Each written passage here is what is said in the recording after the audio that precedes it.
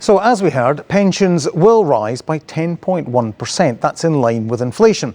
But so far there's been no such commitment for people on benefits. And that includes carers allowance, which is for people on low income who care for someone but aren't paid for that work.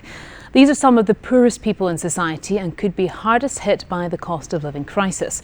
A survey from charity Carers UK says that a quarter of all carers are cutting back on food and heating just to make ends meet. India Grant reports. The cost of food and heating especially, it's really hard to keep up with. It's like you find there's too much month at the end of the money. Lauren is one of thousands of unpaid carers in Scotland. She looks after her stepdad, but as a full-time uni student, money was already tight. She and thousands of carers like her are struggling. I'm finding that when I go and do a weekly shop, it's over double what it used to be. And that's been hard because it's where do I cut back, because I'm just buying what I need to. How are rising costs affecting you? I've been buying cheaper food, and I've been really watching what we're doing with the heating and stuff like that, trying to limit just how much we use appliances. But there's some things that you can't cut back on. So for example, my stepdad uses a stair lift, and that's got to be plugged in constantly. This charity is calling on the Scottish Government to pay energy bills this winter for those who cannot live without life-maintaining equipment switched on. It's going to be devastating for carers, absolutely devastating.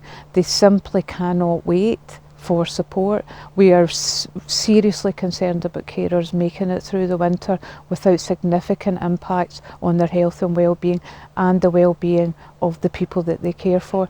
And it's a false economy, because if people get sick, if carers get sick, if the people they care for get sick, the costs will fall somewhere else in social care or in the health service.